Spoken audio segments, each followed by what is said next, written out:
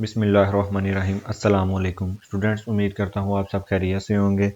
आज मैं बात करूँगा MGT-211 के थीम 2 की, जिसमें हम इंटरप्रेन्योरशिप के बारे में पढ़ेंगे। वीडियो का आगाज़ करने से पहले आपको बता दूं कि अगर आप हमारे चैनल पर नए हैं तो हमारे चैनल को सब्सक्राइब करें और बेल आइकन को प्रेस करें ताकि वर्चुअल यूनिवर्सिटी के बारे में आने वाली हर नई इन्फॉर्मेशन आप तक पहुँच जाए। चलिए जी, करते हैं वीडियो का आगाज़। आज हम देखेंगे इंटरप्रेन्योरशिप के बारे में। सबसे पहले इंटरप्रेन्योरशिप की डेफिनेशन को देख लें। इंटरप्रेन्योरशिप कहते किसे हैं? इंटरप्रेन्योरशिप एक ऐसा प्रोसेस है जिसमें कोई भी नई चीज़ को क्रिएट करना, जिसमें आपका टाइम, आपकी एफर्ट और आपके रिसोर्सेज की इन्वेस्टमेंट होती है, और इसमें आप अपना फाइनेंशियल, इमोशनल और सोशल जो है रिस्क लगाते हैं। यानी इतना रिस्क और अपना टाइम लगा के कुछ नई चीज़ बनाना जिसमें माहौल को भी फ़ायदा हो और इसमें आपका भी फ़ायदा होता है, जिससे आपको रिवार्ड मिलता है, जिसमें आपके पैसे होते हैं, इसके बदले में आपको पैसे मिलते हैं, आपको इंडिपेंडेंस मिलता है। मतलब कि आपका बिजनेस जब डेवलप हो जाता है तो आप इंडिपेंडेंट हो जाते हैं और आपको पर्सनल सर्टिफिकेशन मिलती है। ये इंटरप्रेन्योरशिप के फ़ायदे में आता है। इसके बाद हम देखते हैं ट्रेड्स ऑफ सक्सेसफुल इंटरप्रेन्योर के। जो एक सक्सेसफुल इंटरप्रेन्योर होता है उसमें क्या आती होती हैं, वो नए नए आइडिया और सलूशन जो है मार्केट में लाता है। यानी वो अपनी सोच, अपने माइंडसेट को इस्तेमाल करके बिजनेस में नई नई चीज़ें ईजाद करता है। इसके बाद आता है वो रिस्क टेकर होता है, वो फेलियर से निपटना जानता होता है। इसके बाद आता है उसका क्लियर विजन होता है, वो एबिलिटी रखता है to plan strategically guide their efforts. और उसके पास जो है ना स्ट्रोंग वर्क एथिक होता है, यानी वो जानता है कि बिज़नेस को किस तरह डेवलप करना है। और इसके बाद जो आगे आगे भी उन्होंने बताया हुआ है कि successful entrepreneurs are well informed about their industry, adaptable to change and self confident. उनमें कॉन्फिडेंट होता है, उनमें कम्युनिकेशन स्किल होती है, उन लीडरशिप स्किल होती है। ये सब चीज़ें आप रीड करेंगे तो आपको समझ लग जाएगी। इसके बाद आगे हम देखेंगे इंटरप्रीनियरशिप के चैलेंजेस, के जो इंटरप्रीनियरशिप होते हैं इनमें इंटरप्रीनियर्स को क्या क्या चैलेंजेस फेस करने पड़ते हैं।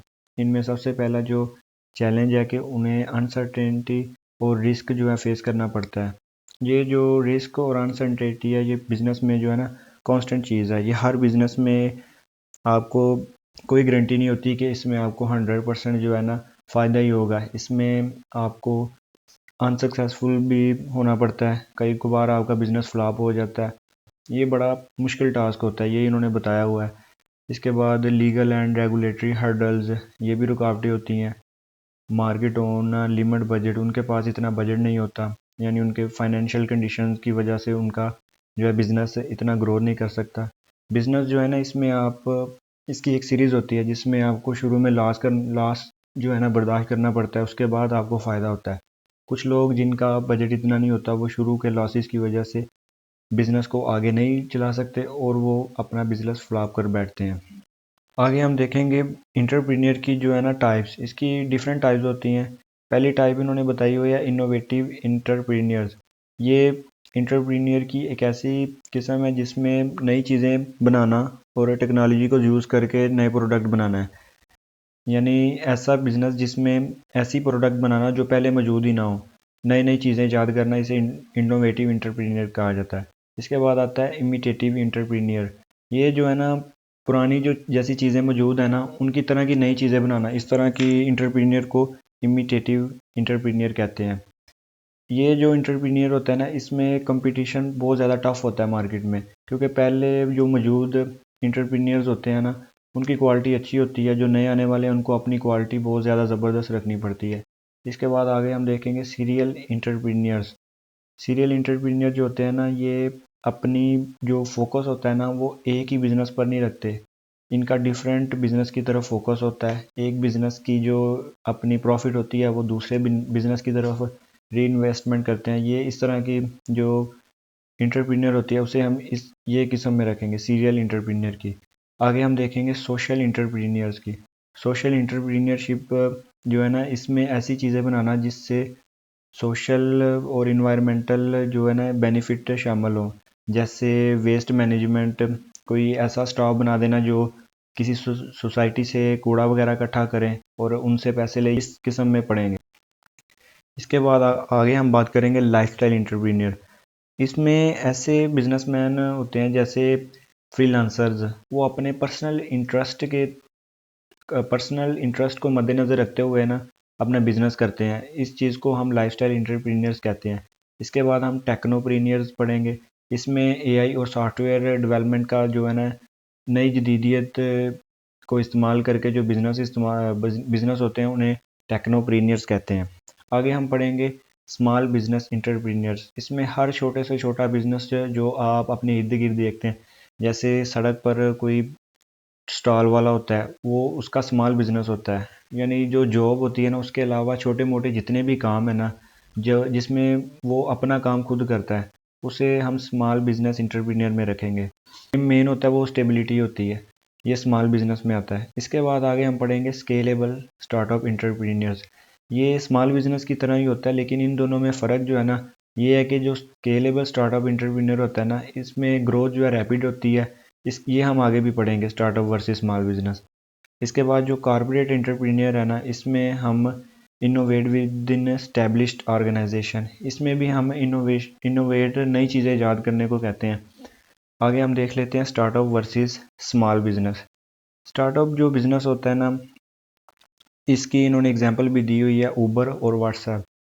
इसके फ़र्क आप यही देख लें कि स्टार्टअप बिजनेस जो होता है ना, इसमें ग्रोथ बहुत फास्ट होती है और इनोवेशन भी होती है, यानी नई चीज़ें बनाना। जबकि स्मॉल बिजनेस होता है, इसमें जो ओनर होता है ना, वो बस लोकल मार्केट की तरफ उसका रुझान होता है। उसका बस यही मकसद होता है कि उसने स्टेबिलिटी रखनी है, यानी उसने बस जीना है। इसके बाद आगे हम देखेंगे स्मॉल एंड मीडियम इंटरप्राइजेज। ये जो होती है ना स्मॉल एंड मीडियम इंटरप्राइजेज, ये पाकिस्तान की बैकबोन होती है। इसके इसका जो मेन है, ये 80% नॉन एग्रीकल्चर एम्प्लॉयमेंट को जनरेट करती है। और इसमें जो पाकिस्तान की टोटल 100% जो जीडीपी होती है ना, उसका 40% स्मॉल मीडियम इंटरप्राइजेज जो है ना डेवलप करती है।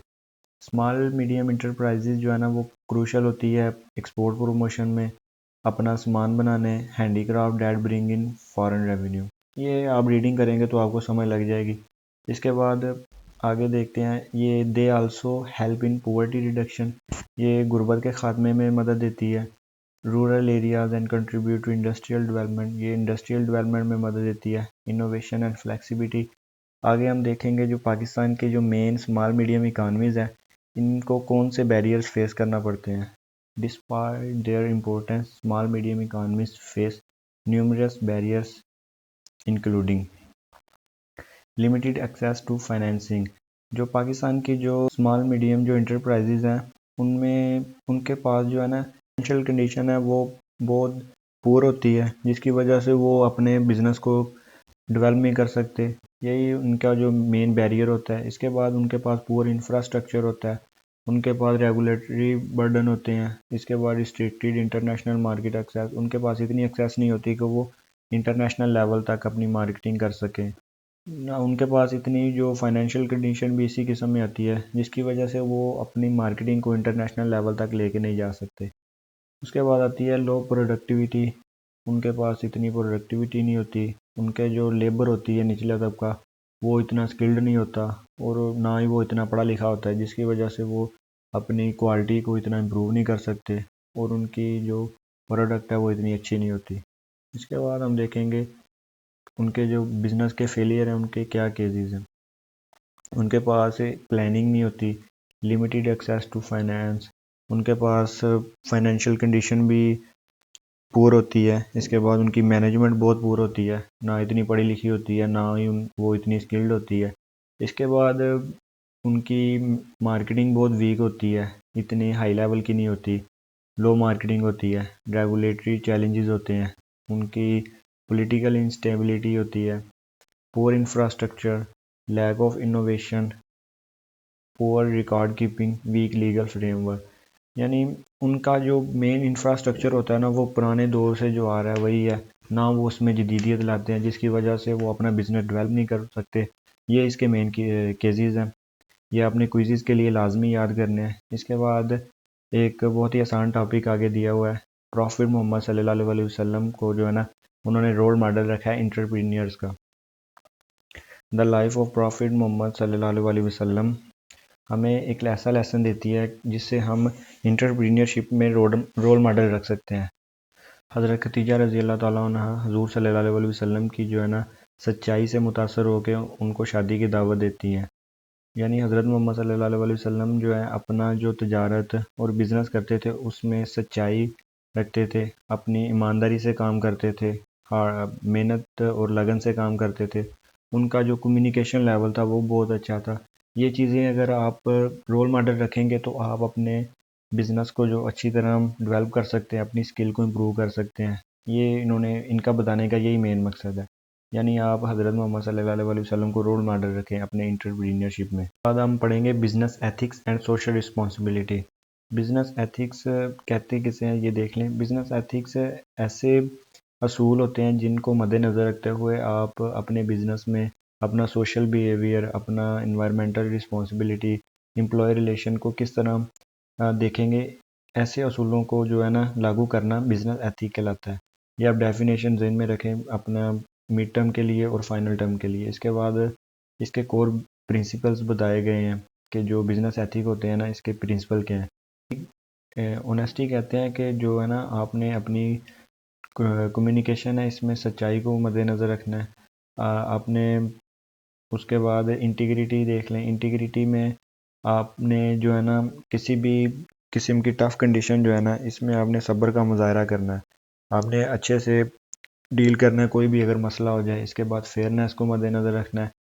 अकाउंटेबिलिटी है, रिस्पेक्ट है, ट्रांसपेरेंसी है, लॉयल्टी है।